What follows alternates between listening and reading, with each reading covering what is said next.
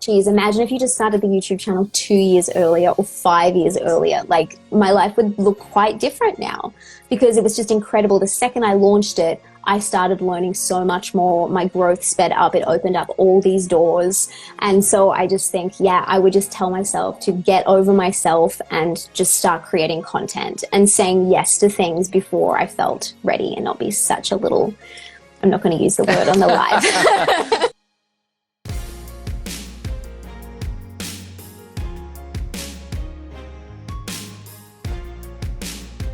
How's it going, guys? Welcome back to another episode of the 2020 podcast, bringing clarity to business, entrepreneurship, and life. Thank you so very much for taking the time to join me here to learn and to grow. I truly appreciate all the support. As you know, I'm always trying to bring on guests to the show to help us grow in different ways. And one of the topics that I like to talk about a lot is branding, personal branding. And I feel that it's very important for professionals in any industry, whether you're an optometrist, a dentist, if you have any kind of retail component to your business, especially if you're trying to draw in new clients and customers and patients, it's really important for us as individuals to consider ourselves a walking, talking, real life brand. And I wanted to bring on an expert to help elaborate and help give us more advice on how we can do that. And that's what this episode is today. I'm very, very honored to have Kat Elizabeth, who is a personal branding expert. She's the founder of the Personal Branding Project and the host of the Personal Branding Project podcast. She is an actor, a copywriter, and of course, has her own company, the Personal Branding Project. And she shared so many amazing insights during this Instagram live conversation that we had recently. I hope you find it as valuable as I did. If you do, please, as always, take a screenshot, post it up on your Instagram story, and tag myself and tag Kat, and let us know what you thought, and let us know any feedback that you might have so I can continue to make this show better and better every time. Thanks again for joining me, guys. Here it is, the conversation with Kat Elizabeth on personal branding. I'll see you again next time. Take care. Talk to you later. I would love for you, Kat, to please tell us a little bit about yourself, who you are, and what you do. Yeah, sure. Okay, so hi, I'm Kat Elizabeth, obviously. These days, I work as a personal branding coach and copywriter. So I have courses and one-on-one coaching, and I still write copy for other brands. But my background is fairly colorful. So my background is actually as a professional actor, like in musical theater and now in film and television. I've written and produced my own live shows in the past. I've worked in real estate as a personal trainer, as a makeup artist. So I've done all the things. That's a lot of stuff. And then kind of ended up tying them together. Yeah, it was too much. It really was too much. And my parents were kind of questioning whether they'd made the right choice by allowing me to experiment with all these different things. But eventually it started to come together when I launched my YouTube channel a few years ago, which kind of helped me see that, maybe there's method to my madness. And then my podcast towards the end of last year as well. So now I just teach everything I learned in real life. Yeah, that's amazing. I didn't realize your podcast was so recent. You launched right around the same time that I launched mine. And you have way more episodes than I do. That's kind of my thing, though. I'm all in. So I knew I wasn't going to launch it if I didn't have 5 episodes in the can. And then I was like, you better be ready to bring out your weekly episodes. So that's fantastic. It was a lot of work, but it meant that I had that momentum already, which I think is a really important thing when you're launching any new project. For sure. And I think there's one term that's going to come up a lot later, which is consistency. And obviously you were big into that there. So that's awesome. Well, why don't we start with some of our questions that we have just for our interview, and then we'll later on down the road we'll get into some of the questions from our viewers as well. Yeah, sure. So you already gave us a little bit of a background of who you are, where you're coming from, and how you eventually ended up here, which I think is an amazing takeaway in general. And I try to kind of preach that to a lot of people as well. It's rarely ever going to be a straight line. It's usually going to be a winding path, and sometimes you're backtracking and coming forward again. So I'm sure we'll touch a little more on that. But I wanted to ask you, when is it that you felt that you were an expert? When did you feel comfortable? When did you really want to dive into this specific field of personal branding? It's a funny one, because I feel like the more we learn, the less we ever feel like an expert, because you see there's more and more to learn. But that said, I would say that I think I've unintentionally been building my personal brand for quite a while, and I've been obsessively studying everything that there was to know But it used to be very much just for like my purposes. But it was after I launched, I kind of had a flopped launch with a different brand to, in the first half of last year. And then coming out of the launch, realized that the feedback I was getting, even though the product wasn't necessarily the right product, everyone was like, you really know about branding, don't you? And I was like, oh, I suppose I do. I mean, it's about 6 years of collective like knowledge and experience and all of that. So when I finally decided to put a stamp on it was about like August last year. And I was like, right, I'm making this a thing. And when I was kind of most confident to do that, but I probably had a lot of what I needed way before that. It's just like we always wait until the very last minute to finally put the thing out there. Right. That's amazing. And I think that is actually really valuable, that you're bringing in life lessons and experiences into what you're doing now. It's not like a textbook thing, right? It's not something you read about and then you just become an expert. You have to experience it. So that's fantastic. So as you know already, a majority of the viewers and our audience is going to be people in healthcare, maybe more specifically even in optical industry and that. But I know a lot of the information that you're going to have is going to be broad and applicable to a lot of different industries. And I wanted to start with the most kind of broad and general question. In your opinion, what is a brand, and maybe more specifically, what is a personal brand? Yeah, sure. So, I mean, really a personal brand is no different to a brand of a company like Nike or Coca-Cola. Essentially, it's the things that make you choose one company or one person over choosing another. So you could have a whole lineup of different people that all offer the exact same service or the same product, but there are elements like their personality and their values and, the expectation you have of their brand that are going to make you choose that one in particular. Even if the pricing is the same, even if the product is basically identical.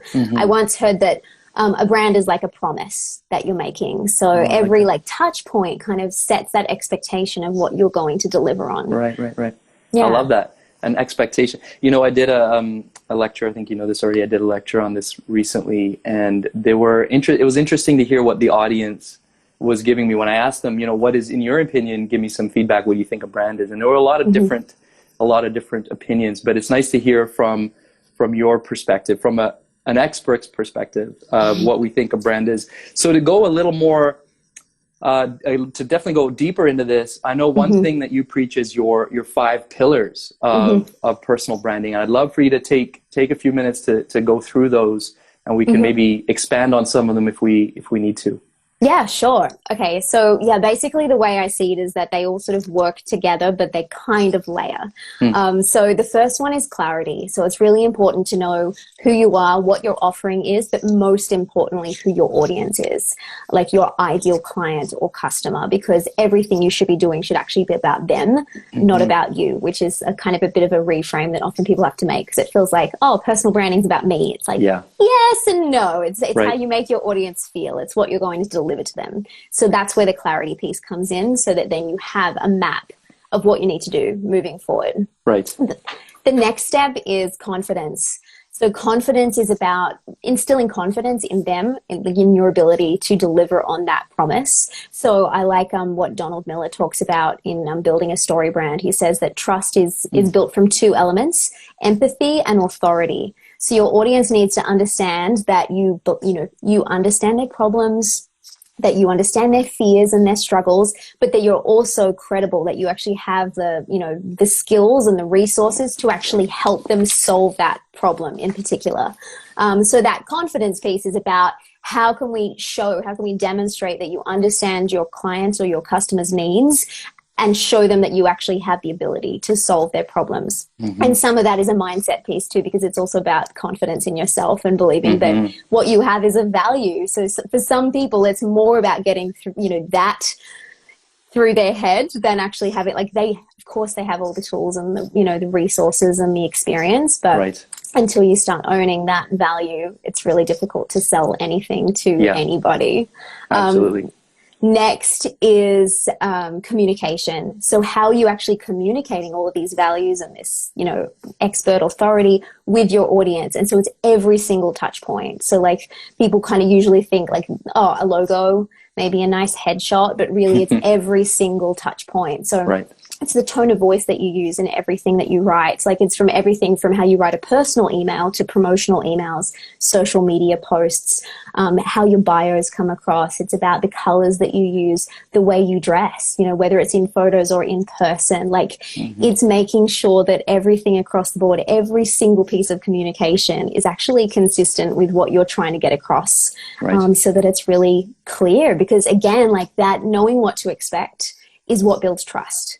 Like, as soon as you do something that people weren't expecting, they were kind of thinking you were going to go, okay, well, I'm doing this, and then suddenly you change the game on them. They kind of like, ooh, okay, I might just like observe for a little bit longer. But they want to know that every time they come into contact with you, it's exactly the same. Next up is consistency, which, as you said, I go on about it so much because none of this matters if you're inconsistent. So it's about the consistency of how often you show up. There's the integrity of your brand. So like making sure that if you're using this color and this kind of graphic, you don't, on a different platform, use something that feels a little bit different. Right. Because again, there's so many like subliminal messages that we send with everything that we're putting out there. So yeah, a big thing is like creating content ahead of time, batch creating, and then scheduling things so that even if you're having like a bad week or a bad month, it still goes out there. Right. A lot of the time people like rely on feeling in the mood this week and I'll write it on the day that I feel creative. And sometimes you just never have that day.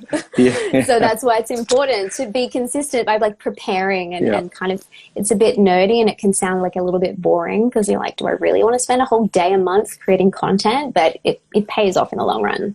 Yeah, for sure. And then finally, it's Compass. So Compass is about actually looking at the work that you're doing, the results that are coming in, and understanding what's working, what isn't, and why, so that you can make adjustments rather than just blindly pushing forward and like doing it because, oh, well, this is the strategy I set for myself this year. Well, if it's not bringing you a return on investment, then you need to change it.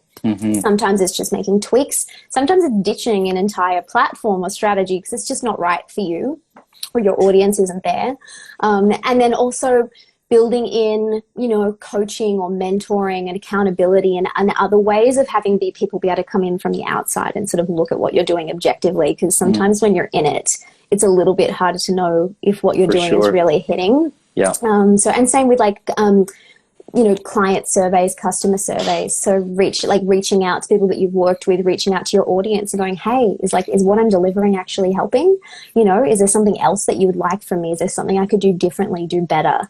And that's like one of the scariest things to do because people are like, I don't want to know. But it's like, if you don't know, you can't improve. 100%. So, I think that's one of the hardest things, maybe one of the most important is that self-evaluation, because otherwise, I love that you call it Compass. I think that's really cool because I don't think I've heard anybody refer to it as that, but it is a compass, internal and external, making sure you're staying on track. So before we continue, Kat, I just want to reiterate to all our audience, thank you everybody who's joined in.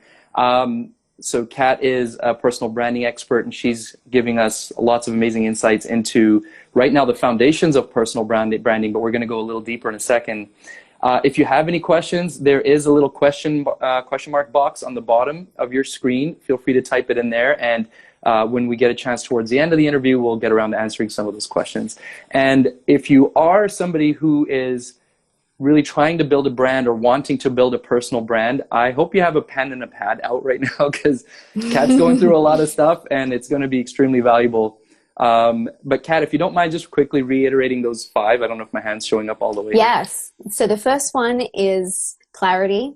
The next one is, the next one is confidence. Then you've got communication, then consistency, and then compass. Beautiful. A lot of C's. I try to, it's my thing. I'm like, if there's going to be a framework, it has to be memorable. You like Except alliteration. then when you're on the spot. I do like alliteration. Awesome. All right, beautiful. Okay, so now I'll put you on the spot a little bit. Obviously, all 5 are very important. Which is number 1 in your mind? Do you literally have them ordered number 1 to 5, or do you think one of them in there is more important? Okay, so while I wouldn't say that one is more important, I would say that Compass has to come first. Like, do not bother doing all of this other work until you have really honed in on your why, your audience and what they need, like what their struggles are, and how you're going to solve that problem, and like essentially like writing a brand story for yourself, because the others won't work. You'll be putting so much effort into all the rest, but you won't necessarily see any traction. Yeah. So that kind of leads into my next question then, is for somebody who is looking to start, maybe they have an Instagram account or a Facebook account and that kind of thing, but they really want to now diligently craft their personal brand. What is the first step in your mind? Now, you've already said compass is kind of the first thing, but let's say literal first step, sort of actionable step that you can give somebody. Yeah. So, I mean, I would say that you need to figure out what is the problem that you're solving for your audience, and how can you start creating some content like to establish yourself as an authority. And so like one of the big things I say is that if you want to speed up the process, like you can do it without, I'm not saying you can't build a brand without content, but content is like the way that you like put it on speed, basically. So you generally, I recommend to all my clients to choose a hero platform. And so that could be somewhat like, it could be a podcast, it could be a YouTube channel, it might be LinkedIn where you can share articles. It could just be Instagram because you can share long form articles there, but still like the lifespan of social media is obviously a little bit shorter than, like I find that people are still finding my videos on YouTube from that I posted 2 years ago. Yeah. And they're racking up, over 10,000 views. So it's still working for me when I did the work then, I haven't touched it since. Right. So that's the difference between like choosing a platform that really works for you and really, tapping into SEO, like search engine optimization, as opposed to all of like the legwork that you have to do by showing up on social media each day. Got it. So I would say choose a platform and start sharing content about what you know is the quickest way to start establishing yourself as an authority. Yeah, absolutely. And I know for some of my friends and colleagues out there who are wanting to do this, I know initially it seems a little scary. And you have a little bit of that imposter syndrome even sometimes, like, oh, who am I and who's going to listen to me?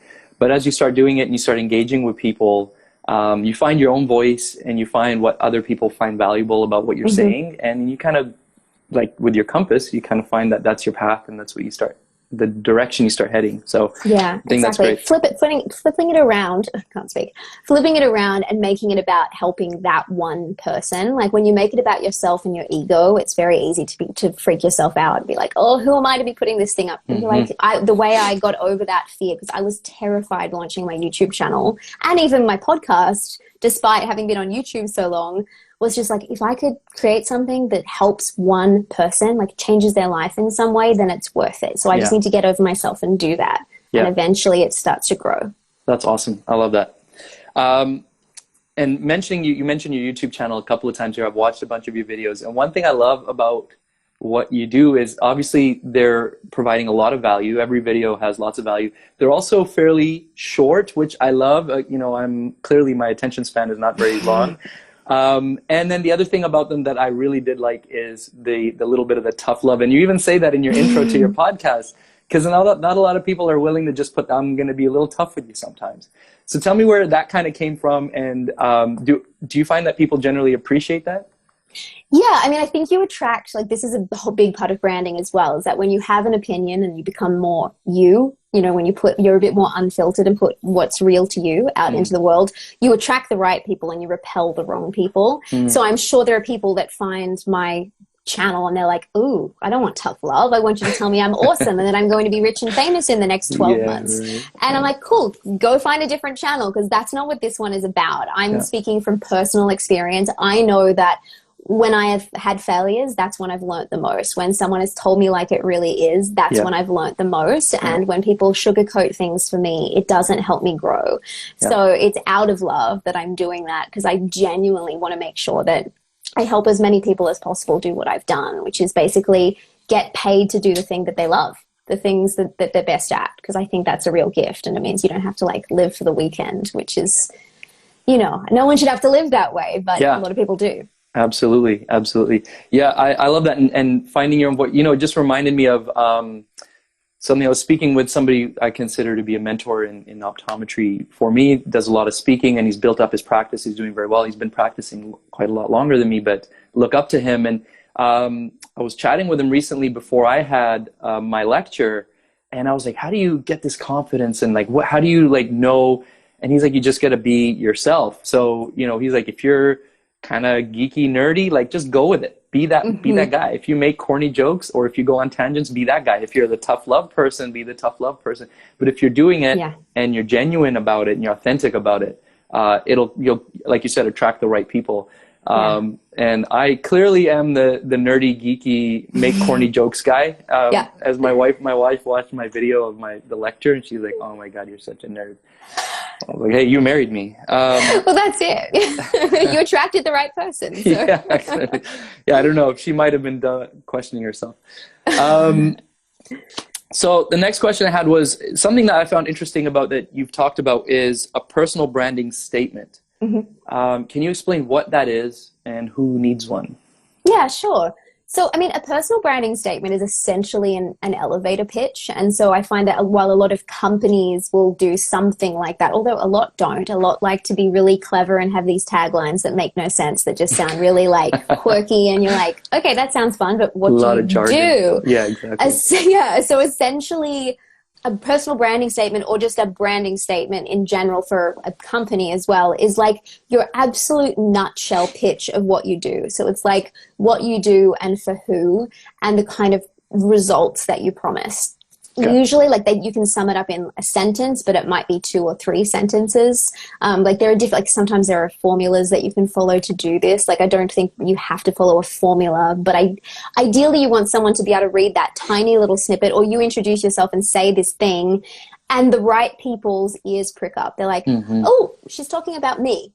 And then that's when they ask, oh, cool. So tell me more about how that works. And then you get to go into talking about all of the details. I got you. Whereas some people are like, okay, well, it's a little bit complicated. I guess it started probably in like 1998 and you're like, so it's just like straight to the point, give them a little teaser. And then hopefully if they're interested, they'll actually ask some more questions. 100%. You know what? I need to take that advice. That was me literally on a phone call today. Oh, really? Somebody say, wow, how did you end up doing like what you're doing right now? I was like, well, I graduated in 2010. And then when I graduated, I felt like I had this passion.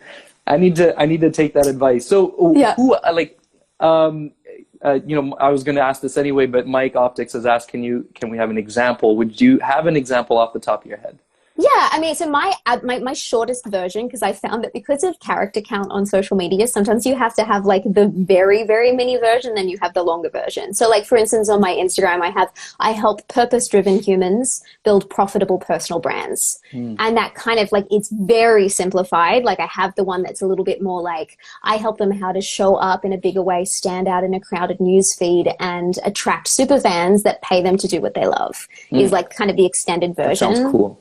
Yeah. But yeah, and look, it's taken a while. Like I started workshopping that when I read the book or reread the book, Building a Story Brand last year. And then it just starts kind of like, marinating in your brain. But I find that as you put that out there, then starts to attract more people. And then you start to get a better idea of what's really drawing them to you. And then you can go back and you keep tweaking and tweaking. Like I don't think there aren't many people that are going to lock one in. They're going to keep it for the rest of their lives. Because as humans, as personal brands, we tend to evolve. The things that we do change. So you'll want to keep revisiting it. Yeah, I would hope you would be evolving and retooling that every now and then. Yeah. You've referred to that book a couple of times. I've read it once myself. I think I'm going to have to go back and I think I did it as an audiobook. I think I'm going to have to go back. That was my problem. The first time I listened to it, but every single chapter you're meant to go away and do like a couple of hours of homework, which is like also why you're like, oh, can I be bothered right now? But so I ended up setting aside a good like day or two to reread it and do all the homework. And now I actually have a program that teaches part of the book inside the program because it is like, it's a lot. And sometimes when you're doing it by yourself, you get too stuck in your head and you just need someone to like pull you out and simplify it. Yeah, absolutely. On that note, I was going to ask you later anyway, but do you have a top 3 or 4 or 5 books that you really have loved to read or reread or that you'd recommend that others can read? Yeah, I mean, so definitely like for marketing, I would say Building a Story Brand is top of the list. I would say The Big Leap by Gay Hendricks is amazing. It's not so much specific to branding or marketing, but it's kind of just about like opening up your potential basically and like playing a bigger game. I love Atomic Habits I can't remember who. The name of the book is Building a Story Brand by Donald Miller. Atomic Habits is another big one. And I'm actually rereading Big Magic at the moment by Elizabeth Gilbert that I read a few years ago. And it was really like it was important when I read it then, but I had this feeling I needed to revisit it again. It's just about learning to tap back into the thing that you were actually supposed to do, whether or not you're going to make money from it, and just start living a more like bold, creative life. So I think it's a Big really Magic. good one. That's called Big Magic by Elizabeth Gilbert. It's the same author title. who wrote Eat, Pray, Love. Oh, I see. Got it. Totally different. It's a nonfiction, like it's a self-improvement. Yeah. I think I'm gonna have to look into that one for myself. So wait, that was 3 books: Building a Story Brand, Building a Story Brand, Big Magic, The Big Leap. The Big Leap. Yeah. Atomic Habits. Just trying to think if there's a fifth one. There's probably the problem is I'm usually reading 10 books at any given time. Look, I will say Crushing It by Gary Vaynerchuk, just because that is the book that actually prompted me to start my YouTube channel and start thinking about personal branding a little bit differently.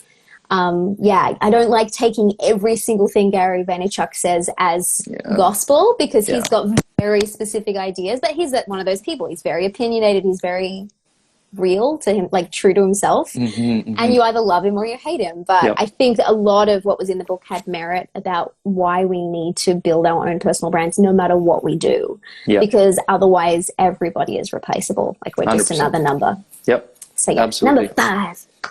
Awesome. Beautiful. All right. Now, when is the right time to gain testimonials or request testimonials from your clients or your audience? From the very beginning, ideally before you've even started charging, because it's honestly, it's going to be the easiest way to prove. Like, it's one thing for you to be like, I'm the best at doing this thing. It's for someone else to say, like, Kat is the best at doing this thing. Suddenly, like, it just has so much more credibility.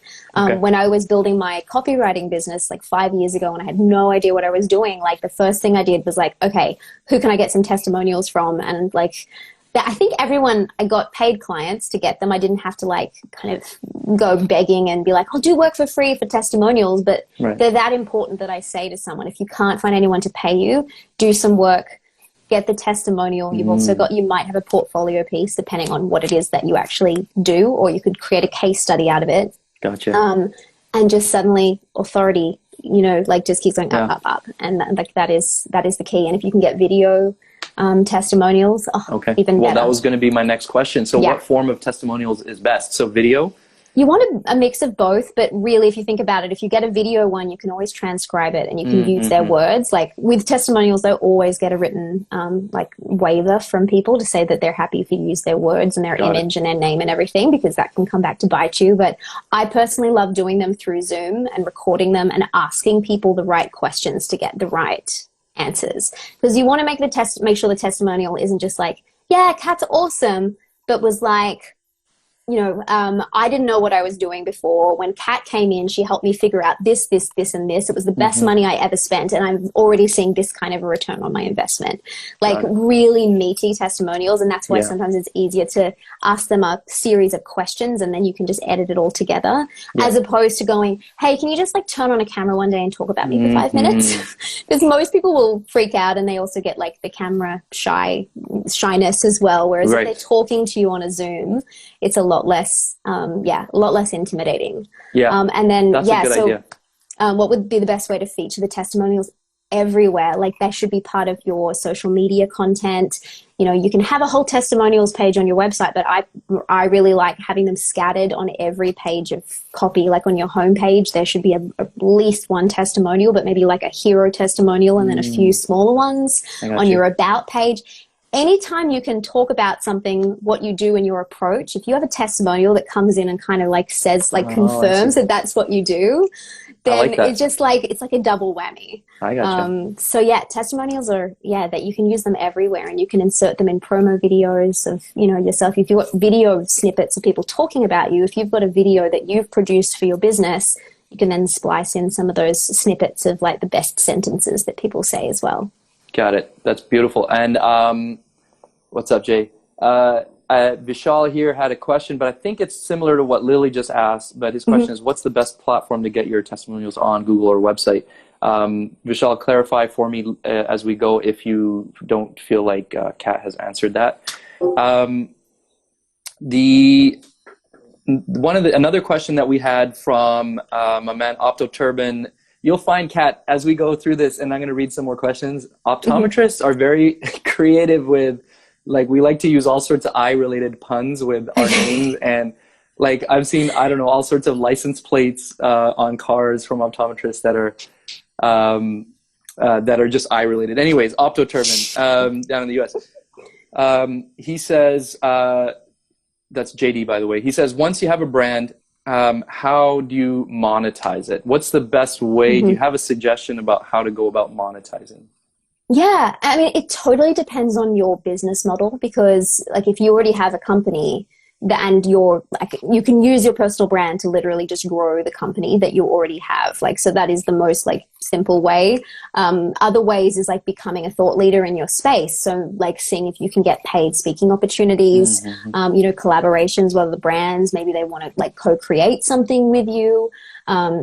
Creating information products based on your knowledge as well. And then there can be monetization of things like YouTube channels and podcasts, whether it's them getting sponsored or getting, AdSense money, like because, you get enough views. It could be creating your own line of products, launching an optical brand. Like all of these ways are like ways you can kind of leverage the personal brand. And it really just depends like who is your audience and what is your end goal for what you're trying to create. Like do you want to actually be able to shut down the business and just be a personal brand, or do you want it to be complementary to the company that you're growing? On that, in the YouTube space, so of course you can do, the advertisements in the beginning of the video. You can get some other things. Thanks, Michelle. But I'm wondering, like, do you find in your experience so far, is there one type of thing on YouTube that works well? How about product placement or things like that, or reviewing products and companies? These things are good ways to go about it. Again, like this is a bit of a personal preference thing and to do with your values as well, because there's only so many, like if you want to make good money, obviously you would have to be doing a lot of product placement unless you have got a YouTube channel with like 1 million viewers, because people like tend to, whether it's a social media channel or YouTube, they are going to pay you based on the number of followers generally. And it means that you often get very underpaid if you don't have enough followers, like for the effort that you go to. So I did experiment with that once. Like I did do like a review of a product. It was a lot of effort. Like the payoff was okay for the amount of effort I put in, but I was still just like, it didn't quite sit right with me, even though I knew that product worked. So for me, the purpose has always been to basically build an email list and then sell them my products or my services. And I find that is the most effective. AdSense, again, so my YouTube channel is monetized. It takes quite a while. Like you need to have 4,000 hours of watch time in 365 days and at least 1,000 subscribers to even be able to monetize these days. They kind of increase the threshold for that. And then I make a few bucks a day. So it's certainly nothing I'm going to live off. Because I haven't been going for like volume. Again, I'm trying to attract the right kind of audience who are going to end up wanting to work with me. So I would say the best thing to do is to actually use whatever content you create to funnel people onto your email list. Then you have so much more flexibility in what to do from there. Email list, still one of the most valuable things to have. It is not going away. But the question is, knowing what you know now, what piece or pieces of advice would you give yourself when you were first starting your personal brand? I would have been a lot less scared. I mean, not less scared, but a lot more just committed to putting myself out there. I waited for so long to feel ready to start sharing what I know with the world, because I felt like I wasn't worthy of being someone to help other people. And the thing that I always kick myself is like, geez, imagine if you just started the YouTube channel 2 years earlier or 5 years earlier. Like my life would look quite different now, because it was just incredible. The second I launched it, I started learning so much more. My growth sped up. It opened up all these doors. And so I just think, yeah, I would just tell myself to get over myself and just start creating content and saying yes to things before I felt ready, and not be such a little, I'm not going to use the word on the live. You know, it's funny because that word definitely ran through my mind a few times before too. All right. Okay. So you've seen a couple of comments from Mike in the feed already, but he had a couple of great questions before we started the IG Live. The first one was, how important is projecting a consistent image, i.e. wearing the same clothes or form of a uniform to build your brand? And before I preface this, because I know you had a conversation on your podcast recently, was it recently, with somebody who was about, she was like a stylist or something like that? Yeah. So I felt like this actually question tied into some things you talked about on the podcast, but please. Yeah. I mean, I think it depends a little bit on you. Like, if you're someone that loves expressing themselves through style, then it makes perfect sense for you to embrace that as one of, like, a very strong way of putting your personal brand out there. I think it can be a little bit, if you're someone that is speaking on stages or you're going to a lot of in-person networking events, and every time you show up looking quite different, it can be confusing. So you do want to think that through. I don't think, like, necessarily in your day-to-day when you go down to a coffee shop you have to worry so much. But I do go through a process of, like, okay, like, are my people going to be here? Are people going to be photographing things here? And so I do have, like, my signature outfits. Like, it's not that I have a uniform for myself, but I have, like, a couple of, pieces that I can mix and match that feel very me, and that I think really do reflect my brand.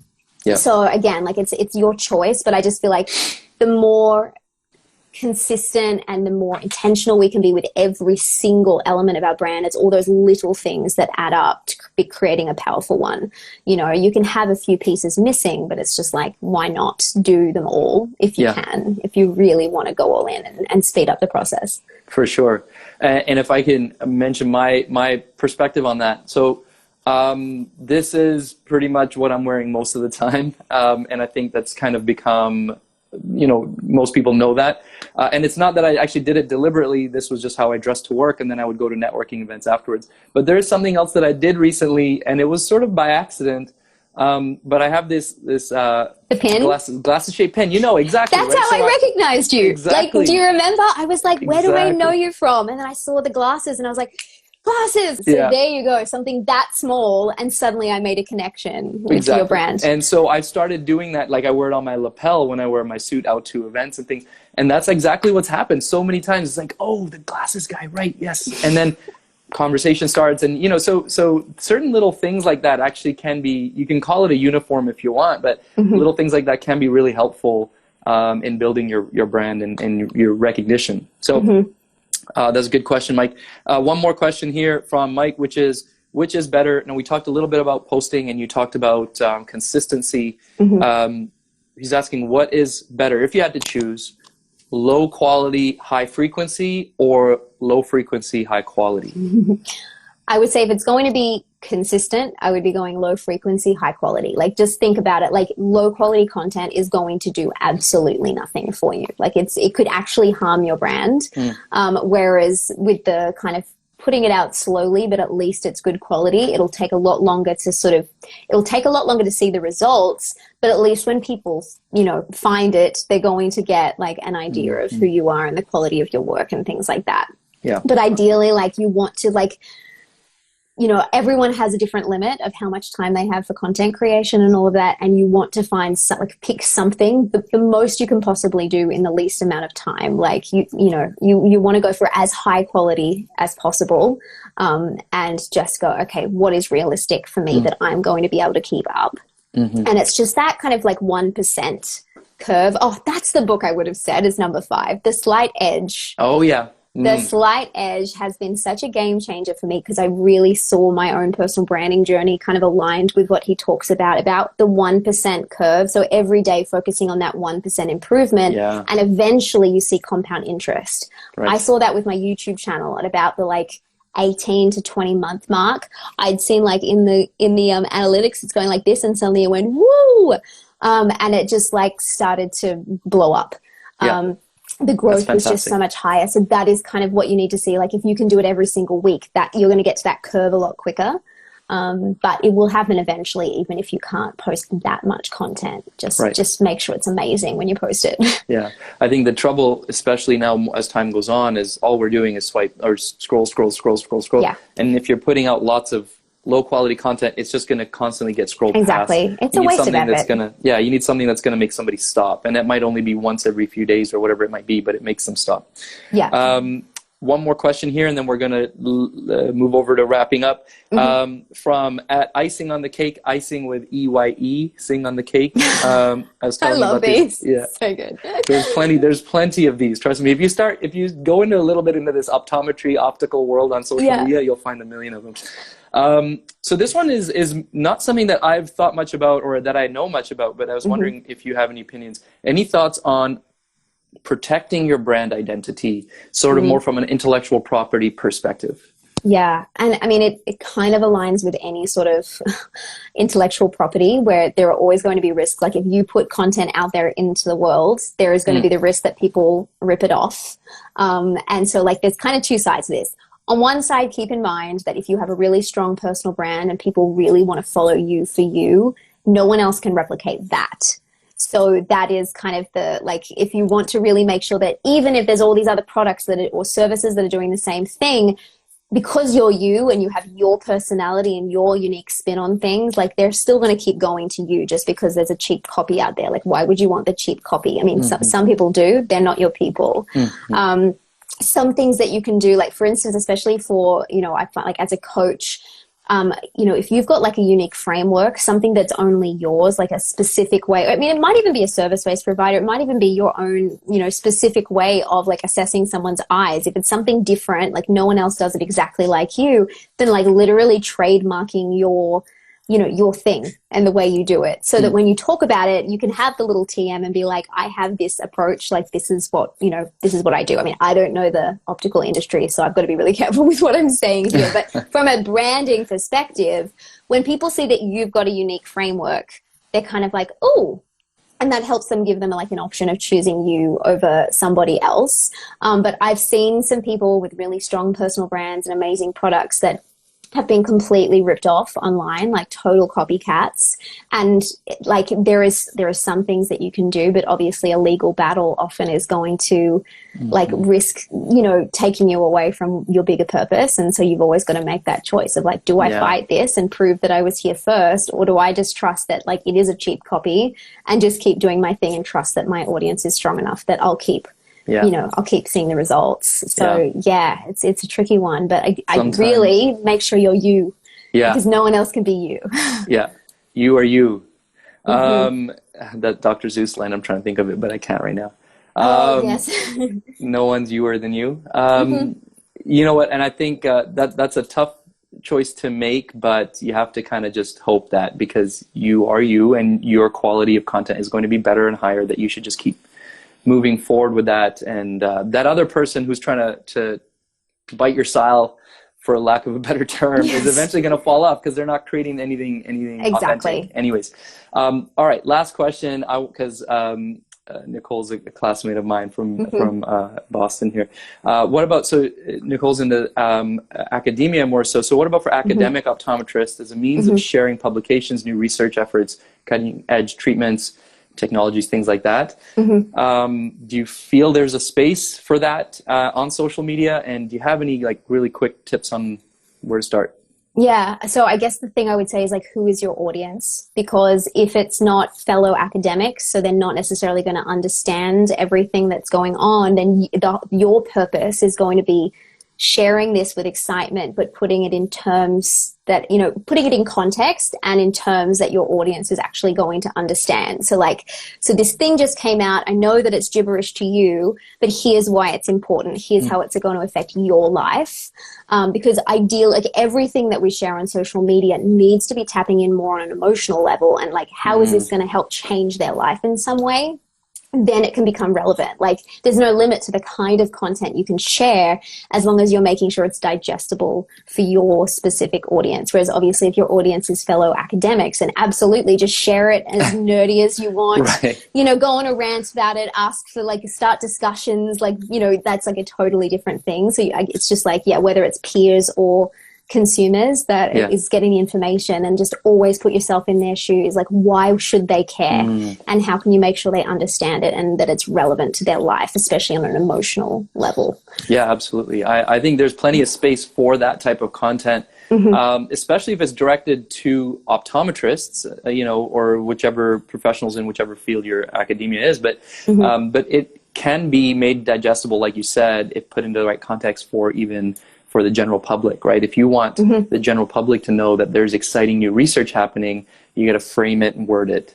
So and that put they'll your want to spin on it, so that it's not just like, you don't want to make it like they could just read the text. If you're just going to be sharing it word for word, like, you need to have an opinion on it as well. Because then suddenly it's like, oh, well, then I'll follow her for this information as opposed to just reading the magazine. So yeah, that's an important bit too. Yeah. So thank you everybody for the questions. So my Kat, the last two questions that I asked all my guests on the podcast, because this is going to be turned into our 2020 podcast episode. The last two questions I ask everybody. The first one is, if we could hop in a time machine and you could go back to any particular point, you can share that time in your life if you'd like, where maybe you needed a little bit of advice. What advice would you give yourself at that time? I would probably go back and say that stop listening to what other people think about your life and how you should live it, and know that there is a way, like a way of living and a way of creating your life that is going to make you happy. And it doesn't matter if it's been done before or not. That's fantastic. Good. And I think there's probably a few people out there who need to hear that advice as well. And the last question is, everything that you've accomplished, and you're doing so many cool things, how much of this would you say is due to luck, and how much is due to hard work? I would say that there's always I don't even call it luck. I call it just saying yes to the things so that you can be in all of the places. But I would say I am someone that since I was about 3 years old and I started dancing, I've worked my butt off so that when I get lucky, I am the one that's ready for that opportunity. Right. And these days it's a lot about trusting my instincts as well. So just going, does this feel right? Should I be in this place at this time? And it's crazy how many more opportunities I'm finding now by actually tapping into that, as opposed to trying to intellectualize things and be like, oh, that doesn't make sense. Like, you don't have time, don't do the thing. But just kind of diving in. So it's a lot of hard work, but you also have to be in the right place at the right time. So you have to be open to opportunity and saying yes. Absolutely. Absolutely. I love it. That's fantastic. Thank you so much. Any last things that you'd like to share? I asked you a few different questions, but anything that you'd like to share from your end, from your expertise? I would just love to say that I feel like a lot of people think that they don't have something worth sharing. So therefore they think, you know what, I'm just going to like keep my mouth shut. But the fact is, every single person on this planet has had a unique experience and has some sort of knowledge or opinion that's different to the next that is going to be helpful to someone. So like, if you feel like, oh, I think I should be doing this thing, don't overthink it and don't be like, oh, who's going to want to hear it? Just put it out there. And then you'll learn from the audience. You'll start to get feedback, and then you'll start to hone in your message. You don't actually need to know what you're doing at the beginning. Like I certainly did not know what I was doing. Right. Like, I did not have a plan. I just had to start. That's awesome. Just start. I love that. That's going to be the title of this episode. You don't need to know what you're doing to get started. That's fantastic. All right. So where can people find you? Where would you like people to find you? Yeah, I mean, I hang out on Instagram a lot. Like, it's my social platform of choice. So at I am Kat Elizabeth, and then just personalbrandingproject.co, and you'll find everything there. Like, I've got links to all of the other places to find me. So that's probably the easiest. Awesome. Well, thank you so much for hanging out with us here, Kat, and giving My so pleasure. many amazing insights. so grateful. Thank you very much, because these are things that I love to talk about, but you know them on a whole different level. So thank you very much. And thank you everybody for joining us on the chat here. Really appreciate you guys taking the time to visit with us here. And if you like it, as I always say at the end of my podcast, if you like it, take a screenshot, throw it up on your Instagram story, tag us both, and let us know what you thought, and let your friends know how great it was. Thank you so much, guys. Thanks, everyone. We'll talk to you soon. Bye.